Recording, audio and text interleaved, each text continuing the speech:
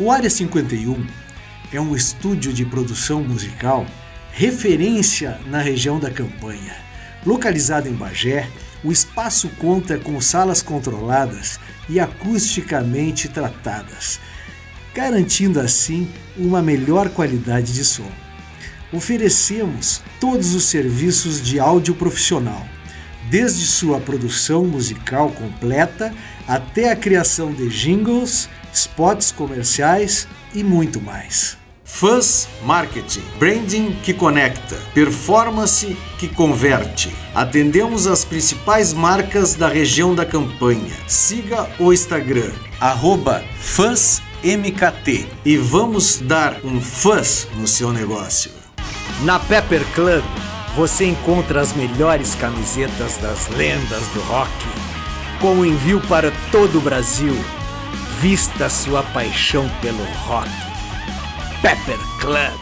20º episódio do Conversas na Fronteira, e hoje o convidado é o Ricardo Morales. Ele é advogado pós-graduado em literatura brasileira na PUC-RS, participou de várias antologias e é autor do livro Está Tudo Bem, Querido? Editora dublinense. Foi finalista do prêmio Off Flip 2023, categoria Poesia.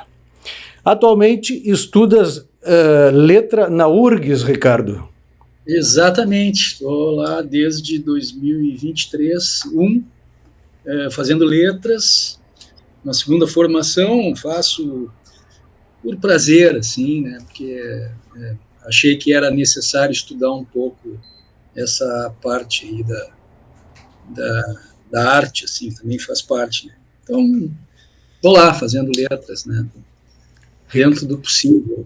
Ricardo, toda vez que vem um convidado pela primeira vez aqui no Conversa na Fronteira, né, a gente faz uma mini bio, né? Então vamos começar pela pergunta inicial. Tu és natural de Porto Alegre? Sim, sou de Porto Alegre. Nascido, criado, vivo aqui desde sempre. Tá, ok. E como é que começou essa coisa, tipo, voltada para escrever poesia, assim? Poesia não faz muito tempo, não, sabe? Isso aí tem alguma coisa em torno de uns 2 anos, né? Vamos dizer assim. Eu escrevia já há algum tempo contos, né? Fiz várias oficinas literárias aqui em Porto Alegre. Tinha, no início dos anos 2000, a cena literária estava muito forte aqui, né? Em torno dessas oficinas literárias. Então, eu escrevia contos, sempre continuo escrevendo contos, tanto que tem um livro publicado, tenho mais 2 prontos para lançar aí, mas no meio disso tudo eu acabei escrevendo poemas, assim, fui escrevendo poemas, timidamente, assim, né, e aí fui juntando material que resultou nesse livro aí, que foi lançado agora, recentemente, né. É o Cronologia da Solidão. O Cronologia da Solidão, pela Pérgamos, com a minha editora Kelly, né? Eu mostrei para a Kelly Pedroso, ela achou que valia a pena publicar, né? Eu estava um pouco receoso, assim, achando porque poema é um gênero mais difícil, né? Mas, enfim, a gente acabou conversando e o livro ficou pronto. Acho que ficou muito bom, inclusive, né, a qualidade dele, a impressão, a capa, o capista foi muito feliz, assim, e aí, pronto, lançamos o livro, né. Então, assim, há quanto tempo tu escreve poesia? Uma pergunta um pouco difícil, porque 2 anos, vamos botar assim. Claro que tinha uma aqui, outra lá, que já não era, eu julgava, assim, que não tinha uma qualidade muito boa, né, mas com mais força de 2 anos para cá, assim, eu acho. Esse material que está nesse livro, ele tem mais ou menos esse tempo. E quando é que, tipo, tu tivesse essa segurança, assim, para dizer assim, bom, minha poesia agora ela já está num nível legal, então vamos publicá-la? Na verdade, nunca. Na verdade, essa segurança não se tem nunca, né? Nem com escrito nenhum, né? Mas olha então, só, tu sabe que aqui na sinopse que enviaram para mim, a Kelly enviou para mim da cronologia da solidão, diz o seguinte: é um convite para mergulharmos na beleza e principalmente na plenitude das pequenas coisas. Pois é, eu fico grato com essa resenha, assim, com esse comentário, né? Mas isso é algo que diz respeito, eu acho, mais ao leitor, sabe? Porque assim, ó, a gente escreve, faz aquilo, nunca vai ter a certeza exata de que a coisa tá boa, pode ter a segurança, não, eu tô seguro que esse trabalho é bom, mas é minha presunção. Aí tu lança, já não te pertence mais, né? Faz parte do mundo, o leitor, né, vai analisar, vai fazer a própria interpretação e vai dizer se é bom, se é ruim, né? Enfim. Mas assim, ó, a segurança nunca se tem, né, cara?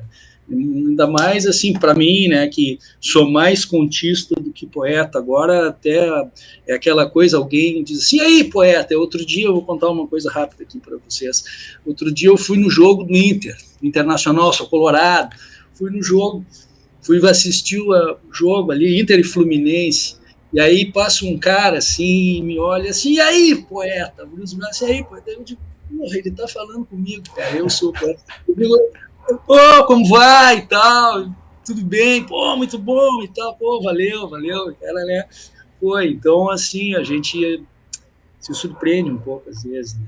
Mas é legal, vamos ver o que dá, né, agora a segurança, não. Ricardo, antes de eu pedir, porque eu fiquei sabendo que tu declama muito bem, né,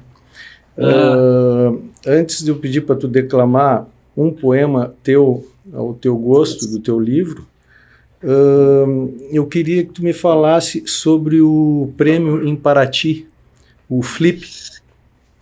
Esse da Flip foi assim, ó, esse poema aí, ele é o que abre o livro até, né?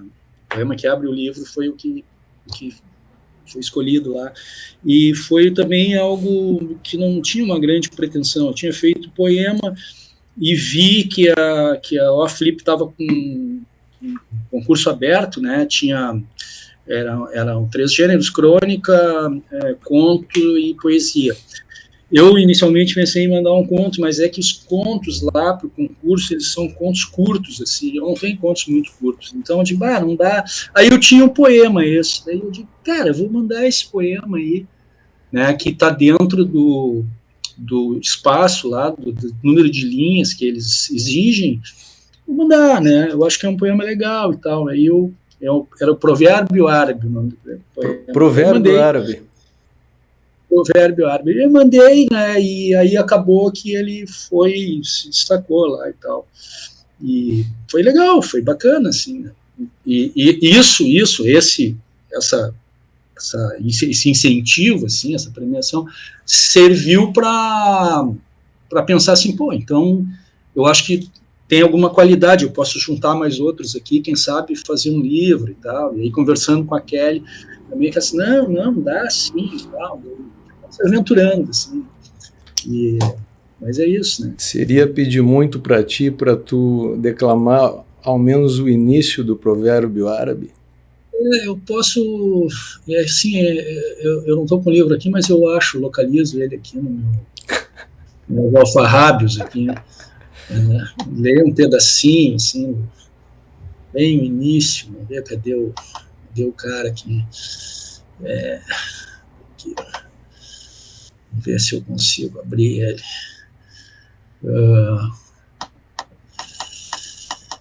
Provérbio Árabe começa assim, ó, quebra as correntes, vem nadar na parte funda da piscina, aqui e agora, como num provérbio árabe, o que passou fugiu, o que se espera está ausente, e aí vai, né?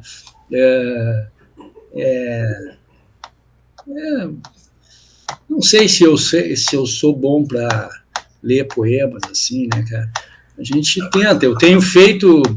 Eu tenho lido poemas assim no meu Instagram, né, e tenho um TikTok, que até está no livro, ali os endereços para as pessoas, se quiserem olhar. Então eu li alguns poemas do livro e escolho aleatoriamente poemas que eu entendo assim que são legais, né? E até músicas, assim, eu li Lupicínio Rodrigues, foi uma coisa que para fazer o livro até eu escutei muito Lupicínio, né? Eu gosto do Lupicínio. Daí eu li umas letras do Lupicínio como declamando, como se estivesse declamando. O Cazuza também, na música, assim, né? Que eu acho que tem gente que tem algum preconceito em dizer que música não é poema, assim, né? Mas depois que o Bob Dylan ganhou o prêmio Nobel de Literatura, não dá para falar isso, eu acho. Pessoas que não conhecem o Bob Dylan, o Leonardo Cohen, o Vinícius de Moraes. Pois é, então agora que briguem aí, quem não gostar do que eu disse, que briguem comigo, né? Mas é isso aí, né? Então eu acho que tem qualidade, sim, claro, Vinícius de Moraes, Caetano Veloso também, por que não? Né? E por aí vai, né? Sabe que eu vou te contar uma coisa agora, já que a gente está nesse assunto. Teve um outro amigo meu que mora aqui em Bagé, ele é tradutor, ele é escritor, que é o Chico Botelho, não sei se tu conhece. Chico, de nome.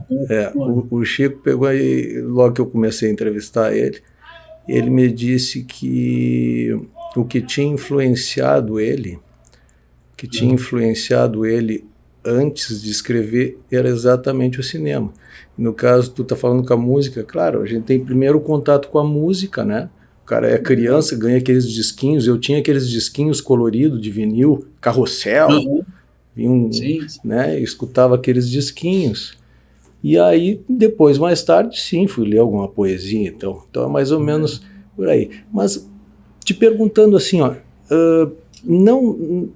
quando é que aconteceu de tu pegar um livro, não sei se foi um Drummond, não sei que poeta foi que pegou e tu disse, esse lance é legal, ser poeta, porque ser poeta aqui no Brasil é uma coisa bem complicada, né? Vou contar para ti. É assim, eu como eu disse, eu fazia oficinas e escrevia contos, e achava assim, poesia, alguma coisa era legal, mas eu achava um saco. Digo, cara, era difícil de ler poesia, era coisa sacal, isso aqui tu não conseguia, sabe, ler era difícil. E aí eu fui levado pelo Charles Kiefer, que foi meu professor. Charles Kiefer disse para mim, para mais alguns alunos dele lá, disse assim, olha, você tem que fazer uma especialização em literatura lá na PUC, vai ter uma especialização em literatura brasileira lá na PUC. E eu digo, cara, eu sou advogado, escrevo aqui alguma coisa, mas eu vou me dar mal lá, porque as pessoas lá que vão fazer uma especialização, eu imagino que devam ter uma base da área das letras, assim, vai ter alguma coisa de teoria que eu não vou saber nada. Fiquei meio... E aí ele disse, não, vai, ele insistiu bastante, acabei, sabe uma coisa, eu vou dar um peitaço, peguei e fui. E lá comecei a fazer, e isso também me levou a fazer letras depois, né, muito tempo depois, até poderia ter feito antes. E aí encontrei um pessoal lá e acabei me dando muito bem, achei a turma, tipo, essa turma aqui é a minha turma. E aí, numa das cadeiras que tinha na especialização era justamente de poesia brasileira. Tá? E o professor que dava aula era o Antônio Sanseverino, professor da URGS, que eu tive aula com ele já de novo, agora no curso de letras. E esse cara, ele é muito bom, ele lê muito bem também. E ele leu na aula o poema Meninos Carvoeiros, do Manuel Bandeira. Opa! E foi justamente o Meninos Carvoeiros que teve esse efeito que tu me perguntou. O que foi que tu leu que te deu um estalo assim, na poesia? Foi Meninos Carvoeiros, do Manuel Bandeira, lido pelo Antônio Sanseverino. Aquilo ficou ecoando na minha cabeça, cara, aquela leitura dele, por muito tempo. Sabe? Às vezes eu pegava, ia lá no livro, olhava, lia e lembrava, tipo, que coisa maravilhosa, assim, lá vão os meninos carvoeiros e tal, né? E aquilo ia naquele ritmo que ele leu, né? E isso me levou a escrever também um pouco de poesia, e sempre pensando naquele modo de ler, sabe? E eu vi que fez toda a diferença para mim. E acho que faz isso, acho que se um professor é muito importante, né? Se se o professor tiver essa sensibilidade, assim, de conseguir transmitir para o aluno aquilo ali, numa leitura daquela maneira, eu tenho certeza que vai cativar mais gente, sabe? Acho que é possível, acho que dá para fazer, despertar isso aí, né, um público maior. Viva os professores brasileiros, né, que são verdadeiros heróis, né?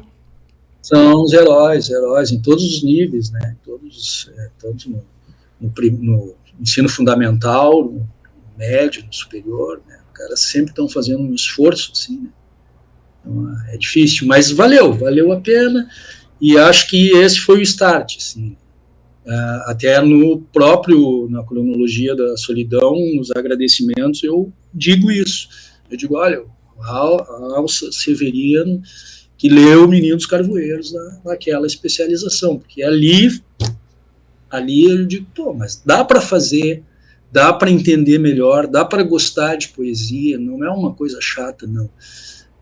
E aquilo abriu um outro mundo, uma outra possibilidade, né? Uma outra chave de leitura, uma outra... eu comecei a ler muito mais poesia de todo tipo. Tive uma outra professora também, a professora Léa Mazina, que era da URGS também, que eu fiz parte de uns grupos de criação literária, que ela dizia assim, cara que escreve, quem escreve, mesmo quem não escreva, é bom ler poesia, leia uma de manhã e uma de noite antes de dormir, todos os dias, faça isso, a vida vai ser melhor assim, né? E de fato eu passei a fazer isso aí, faz ao natural, assim, não precisa ler de manhã quando levanta, assim, né, ser tão metódico, mas durante o dia tu pode ler uma poesia, é rápido, uma coisa rápida, não dói, faz bem, né, de noite em casa, assim, às vezes eu nem vejo quase televisão mais, né, cara, mas eu leio e tal, acho que se ganha tempo e leio uma poesia, faz muito bem. Ricardo, tu falaste no Bob Dylan, né? Eu li certa vez uma entrevista sobre o Bob Dylan juntamente com o Leonard Cohen. E aí perguntaram para o Bob Dylan, isso eu estou falando no esquema de processo de criação, de inspiração, né? E aí perguntaram para o Bob Dylan quanto tempo ele demorou para escrever Blowing the Wind. Aí ele disse, eu escrevi em 20 minutos. Uhum. E aí perguntaram para o Leonard Cohen, e tu, Leonard, quanto tempo tu levaste para escrever Hallelujah? Aí ele disse, 1 ano e meio.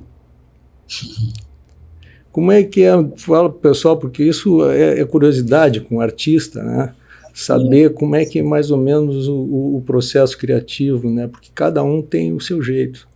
E varia também, mesmo para um artista, um escritor, um músico, imagino, eu acho que varia, né? Assim, às vezes uma ideia vem, ela simplesmente baixa, tu escreve e acabou. Às vezes leva tempo elaborando. Em geral, nos contos, assim, eu penso em alguma coisa, estabeleço uma ideia lá, e aí eu fico trabalhando mentalmente essa ideia ao longo do tempo, assim, não marco muito, e de repente acabo escrevendo. E aí, depois que se coloca uma vez no papel, aí sim começa o trabalho duro, né? Porque tem que se reescrever muitas vezes. Já na poesia, assim, às vezes agora eu estou escrevendo uma aqui que um amigo meu leu um dos poemas que eu publiquei no livro, e aí ele disse que se sentiu muito tocado com aquilo, e que aquela relação podia dizer respeito à relação que se estabelece entre os pais e os filhos, que os filhos amam menos os pais do que os pais amam seus filhos, porque os filhos não têm uma expectativa em relação aos pais, eles não planejaram os pais, os pais, quando eles chegaram, já estavam no mundo. O cara me disse isso. E aí ele foi falando aquilo, e aquilo ficou reverberando na minha cabeça, e eu disse assim, cara, isso é um poema que esse cara está dizendo, né? E aí eu comecei a escrever sobre isso, e eu estou fazendo, é um poema que vai sair daí, de uma ideia que ele disse, né, uma interpretação que ele teve de um poema que eu fiz, que é outra coisa, mas que então nesse momento assim tá se criando um poema. Então é um processo de fazer aquilo ali, né, de produção desse jeito. É muito particular nesse aspecto. Tem outros assim que eu vi alguma coisa, escrevi até muitos no celular, assim, botei num bloco de notas, escrevi, vi alguma coisa na rua, vi uma situação, coloquei, e aí depois fiquei elaborando e fazendo e tal, né?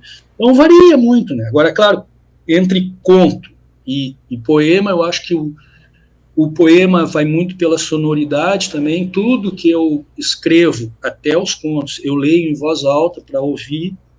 Eu preciso ouvir o que está saindo ali, e no poema tem que ter todo aquele ritmo, né? Tem que ter, não pode quebrar no meio e tal, é muito intuitivo, assim, né, o processo. Já no conto é um pouco diferente, né? Mas é isso, eu acho que o que tu falou é isso mesmo, né? Cada um tem o seu processo, mas eu acho que ainda assim, o mesmo artista, assim, ele varia um pouco, né? Na forma de produzir, né, o material dele. Depende muito de cada caso. Ricardo, a gente está terminando o primeiro tempo do Conversas na Fronteira, e o primeiro tempo, e é que nós vamos para os comerciais, mas eu já vou deixar uma pergunta no ar, tá? Tu sabes que a minha avó de Alegrete, Leda Beleza, ela gostava muito de português, ela lia muito, ela fazia poesia. E eu tive uma banda de rock e comecei a escrever algumas canções e tal, e ela me presenteou com um dicionário de rimas. Tá? Aí no dicionário de rimas, na capa, dizia uma frase do Drummond: a salvação da lavoura poética.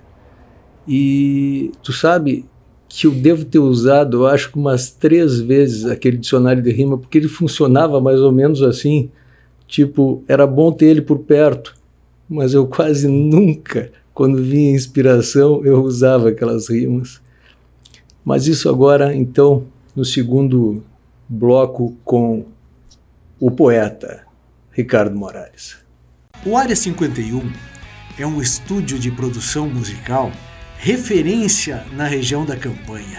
Localizado em Bagé, o espaço conta com salas controladas e acusticamente tratadas, garantindo assim uma melhor qualidade de som.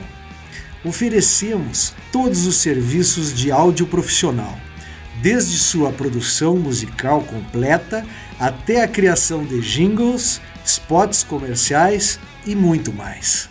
Fuzz Marketing, branding que conecta, performance que converte. Atendemos as principais marcas da região da Campanha. Siga o Instagram, @FuzzMKT, e vamos dar um fuzz no seu negócio.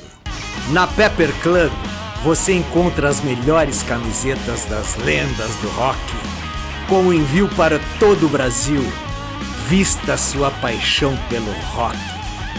Pepper Club. Segundo tempo do Conversas na Fronteira, hoje com Ricardo Morales. Estamos falando sobre poesia e eu já deixei no ar aquela pergunta sobre o que tu acha assim, de um dicionário de rima, assim. Olha, é sempre um recurso, né? Usar o dicionário assim é sempre um recurso. Mas é esse negócio mesmo, assim, às vezes a gente escreve, vem a inspiração e tal, e tu escreve, então não vai chegar assim a te valer do dicionário, talvez numa reescrita, né? Vai ali, dá uma consultada, ver se consegue arredondar, mas eu Acho que não.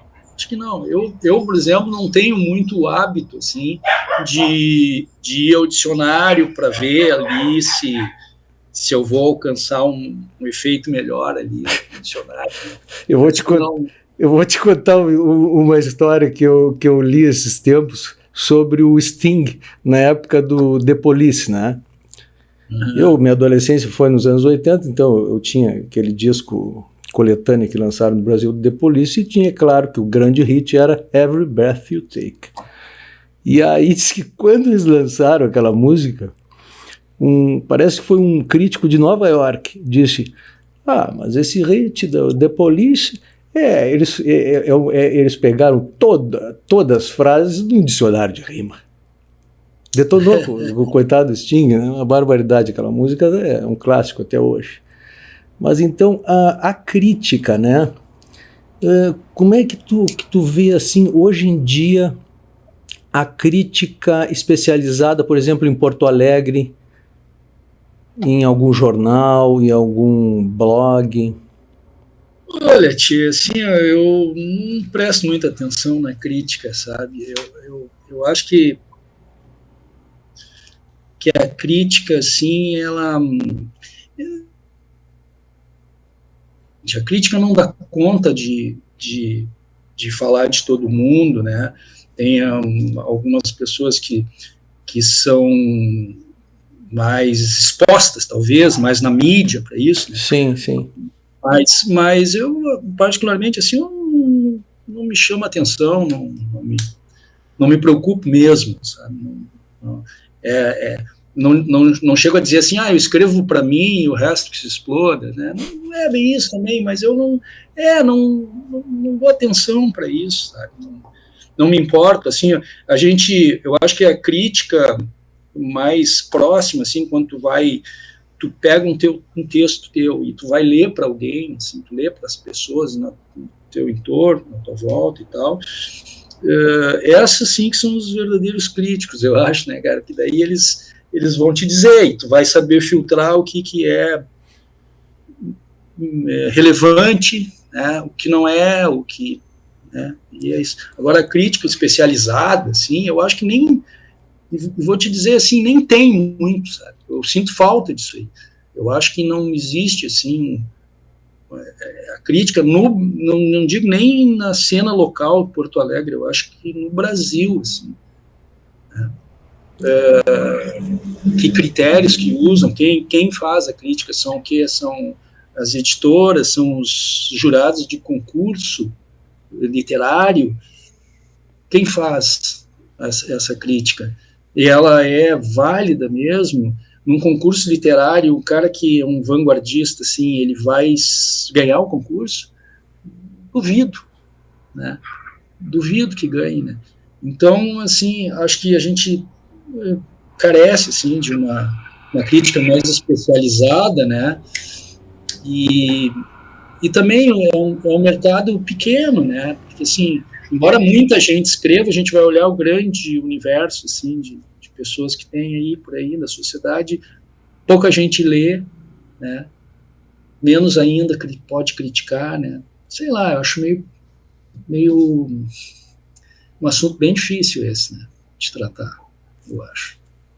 Como se posicionar em relação à crítica? A primeira indagação que me veio é pensar assim, mas qual crítica?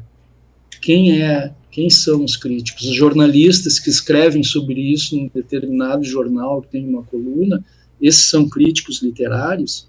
Os professores, os jurados em concurso, as editoras, os captam lá os seus autores para publicação, eles são críticos de verdade? Eles estão habilitados para fazer essa crítica? Tem, né, uma bagagem para isso? Eu não sei, é muito pouca gente, né? O importante é tocar o coração, nem que seja de uma pessoa, né? Eu acho que já tocando o coração de uma pessoa, eu como músico, né? Para mim já está feito eu acho que isso que é importante. O alvo, né? Eu acho que é isso. Essa é a verdadeira recompensa, assim, vamos dizer assim, né? Isso que vale, né? Se tu faz uma música, toca aquela música toca em alguém se sente sensibilizado, recebe aquela mensagem ali, se sente, pô, já valeu, cara, sabe? É a mesma coisa que um escrito, um poema, um conto, assim, tu consegue alcançar alguém, atingir alguém, ter um retorno ali, eu acho que tá valendo, né? Acho que tá valendo. Né? E o que tu me diz do que aconteceu quando Paulo Coelho resolveu fazer letras para o Raul Seixas, em parceria, né? Uhum. E o Paulo Coelho chegou com uma poesia rebuscada, digamos assim, para o Raul Seixas, né? E o Seixas olhou para o Paulo Coelho, né? E disse: Paulo, a gente está tocando pro povo, entendeu? Tu tá muito rebuscado.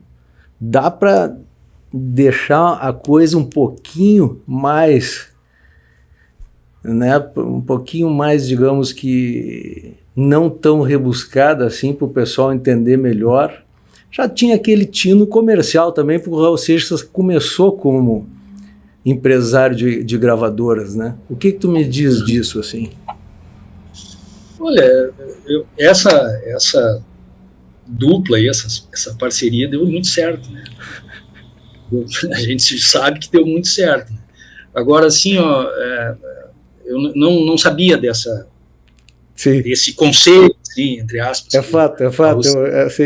Eu não sabia que teria dado assim, olha, cara, escreve uma linguagem mais coloquial, baixa um pouco, rebaixa um pouco, para a galera entender e tal, não sabia. Não sei se ele fez isso, né? Não sei se ele chegou a... Consta que sim. Fazer uma reescrita, então foi muito bom, né? O conselho foi bem dado. Eu acho que, pensando na poesia, assim... hoje, assim, não se precisa... Tem vários estilos, assim, tu não precisa ter um trabalho, assim, muito rebuscado, muito, né, distante, assim. Pode ter uma linguagem mais coloquial, mais acessível, assim. Acho que é possível fazer, né? Nem hoje não precisa mais estar tudo rimado, né? O verso é livre e tal, fica mais... Eu acho que, imagino que seja melhor para determinado tipo de leitor, né? Receber, assim, a poesia dessa maneira. Então, eu acho que numa canção lá do Raul Seixas, eu acho que talvez não tivesse espaço, assim, para uma linguagem muito rebuscada mesmo, né? Mais que um cara popular, assim, né? Então, eu não sabia que ele tinha dado esse conselho pro Paulo Coelho, né? Mas eu acho que ele resolveu tanto essa fórmula que depois virou escritor de sucesso best-seller, né, o Paulo Coelho. O Paulo Coelho é bastante polêmico, essa coisa do Paulo Coelho, o pessoal não vê com muito bons olhos, assim, mas o fato é que o cara sacou que o troço era business, né? Business. E aí... Fica complicado, né? A arte e o business é um troço complicado. Se misturam, sim. Então tem... sabe? Mas sabe, me veio uma coisa na cabeça agora enquanto a gente estava conversando, que foi o seguinte: os Beats, né, eles revolucionaram, né? O On the Road, Jack Kerouac, o William Burroughs, o uivo do Allen Ginsberg, né, que foi uma revolução, o uivo, né? Mas eles foram beber no século retrasado, final do século retrasado, lá no Rimbaud, né, com as Iluminuras. O Rimbaud chegou lá na cúpula da intelectualidade poética da França, né, e desconstruiu, né, fez uma poesia que não era aquela poesia que eles estavam fazendo, deu uma revolucionada. O cara acabou até depois virando traficante de armas, né? O Rimbaud virou traficante de armas. E os Beats pegaram, se apropriaram mais ou menos daquilo e revolucionário, tanto que nós não teríamos as letras do Bob Dylan, dos Rolling Stones, se não fosse a geração Beat. Tu chegou a passar por essa época assim da Beat? Eu li quase tudo, se não tudo, dos Beats. Olha aí. Tudo. Ali eu era ficcionado, assim. Lawrence Ferlinghetti também gostava de um parque de diversões na sua cabeça, né? Então eu acho que é uma leitura assim lá pelas tantas que compõe assim todo eu brinco aqui que é aquela coisa da sacolinha do supermercado, ela tem que estar cheia, né? Tem que ler para ir enchendo a tua sacolinha, né? Para poder depois escrever, porque é fundamental para quem escreve ler, né? Aliás, eu acho que é importante dizer assim, ó, que com as oficinas literárias eu não aprendi a ler, a escrever, eu aprendi a ler, sabe? Ler com mais atenção, ler melhor, né? E me dei conta que tudo que eu tinha lido antes eu ia ter que reler, que era uma terrível desgraça, né? E aí, à medida que a gente vai lendo melhor, vai escrevendo melhor. Então, ler outros caras, por isso que os Beats foram lá e resgataram Rimbaud, né? Por isso que o Proust tem muita influência, né, na literatura até hoje, sim, né?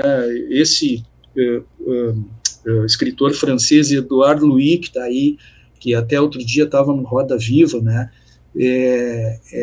É um cara que bebe lá no Proust também. Annie Ernaux, que ganhou agora o prêmio, anteriormente o prêmio Nobel, também ela bebeu no Proust, né? E assim que se faz, né? Então eu acho bem normal assim que os Beats tivessem ido lá no Rimbaud e copiado copiado não digo, mas se baseado nas fórmulas, no cara que presta atenção no cotidiano, né? Porque a inovação do Rimbaud foi por aí, né? Foi prestar atenção no cotidiano, nas coisas que estão acontecendo ao redor dele, na mulher que passava na rua, e ele sentado no bar observando ela passar, né? Então, claro, e a gente também, aí os Beats escreveram toda aquela maravilha, né? E vieram influenciar o rock and roll diretamente, né? Tu sabe, sim, tu falaste de vanguarda, Ricardo. Aqui no Brasil, né? Eu não vou dizer no Rio Grande do Sul e tal, porque depois a gente começa a dizer que no Rio Grande do Sul o pessoal consome mais arte, mais cultura. Não, porque fica, né? Depois fica dizendo, o sulista é separatista. Não vamos dizer isso. Mas vamos chegar lá na década de 60, na França, né? Porque na França, na década de 60, tu podia ser vanguardista e ser popular ao mesmo tempo, né? Vamos pegar uma música que eu morei em Porto Alegre, uma época tocava direto na Continental, né? Que era a GT Mon Play, do Serge Gainsbourg. E aquela música tocava e o pessoal escutava a música e dizia assim, isso é música de motel. E os caras não sabiam, não se davam conta que aquela música foi o grande hino da revolução sexual, feita por um cara sensacional na França, né, que era vanguardista, sofreu um pouco por ser vanguardista, porque ele fez a música do hino e tal, o pessoal meio, né, mas ele conseguia viver da música sendo vanguardista. E aqui no Brasil, Ricardo, como é que é para ser vanguardista, ser avant-garde, ser além das linhas inimigas? Aqui é mais difícil, né? Tudo é mais difícil. Aqui, a gente, na verdade, infelizmente, assim, recebe tudo com um delay, né? E tudo funciona mais devagar, assim, a própria classe artística, assim, se a gente for olhar um olhar mais severo um pouco, ela é conservadora também, né? A gente dá uma, né? Então, ser vanguardista, onde a própria classe artística é conservadora, é uma coisa bastante difícil. Bastante difícil. ter uma aceitação. E depois tem todo esse processo aí comercial na volta, né?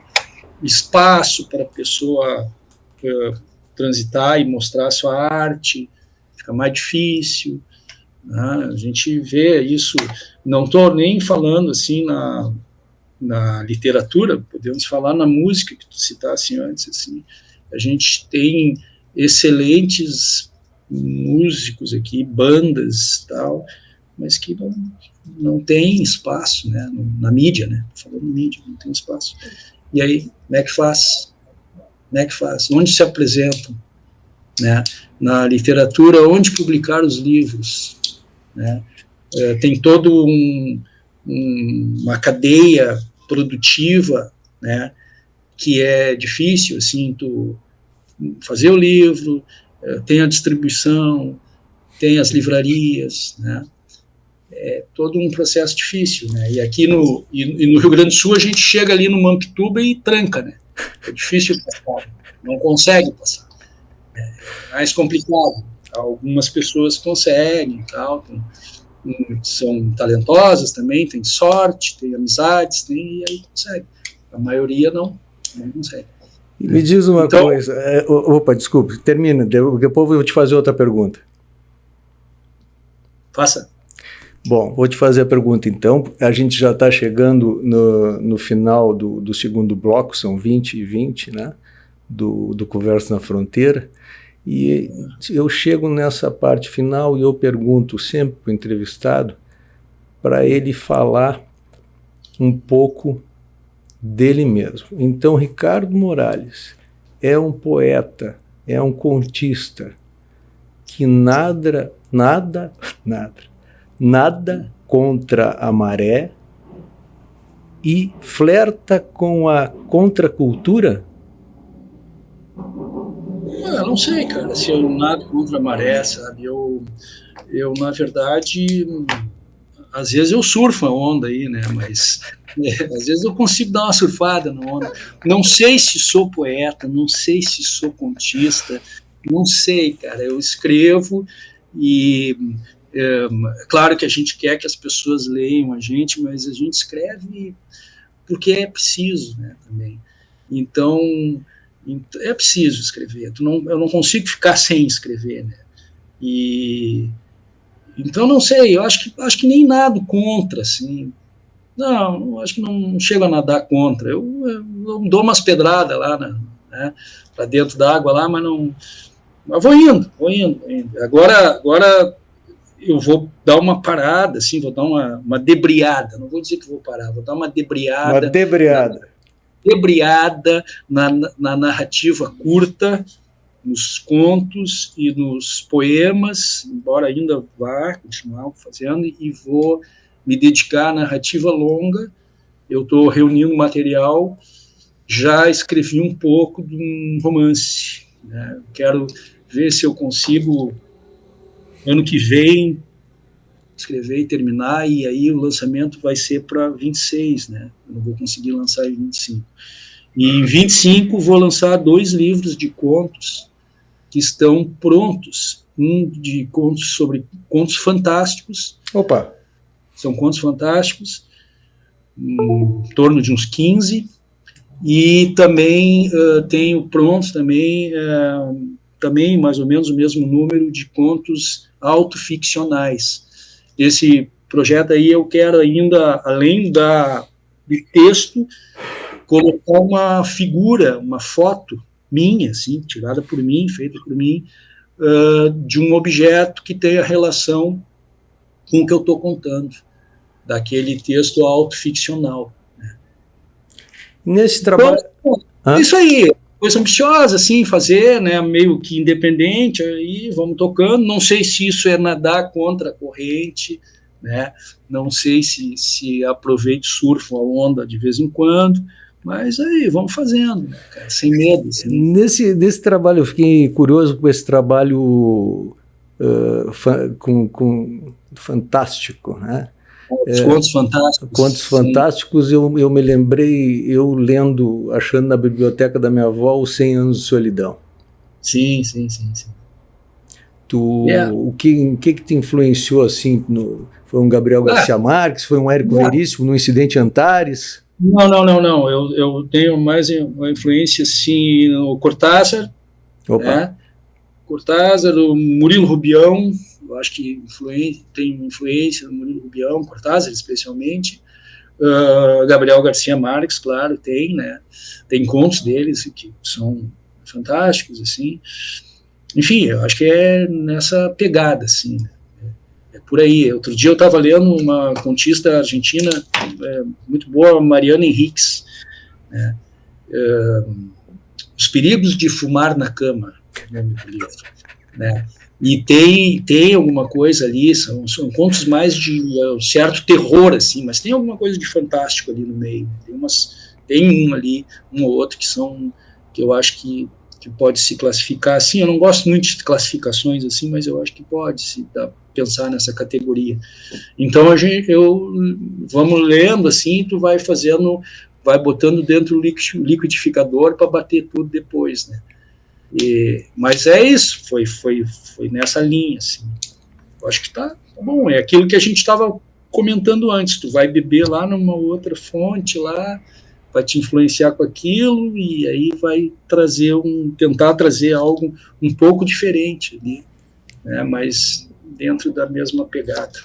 Ricardo, infelizmente estamos chegando no final do segundo bloco do Conversas na Fronteira. Foi rápido, né? Foi rápido. Jogo rápido.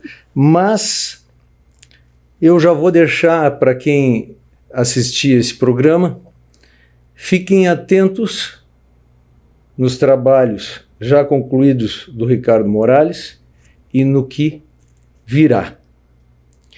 E assim que tiveres um trabalho novo, tu está convidado, fala com a Kelly entra em contato comigo, ou tu já entra no WhatsApp, que a gente vai divulgar aqui no Conversa da Fronteira, que é para isso que a gente está aqui.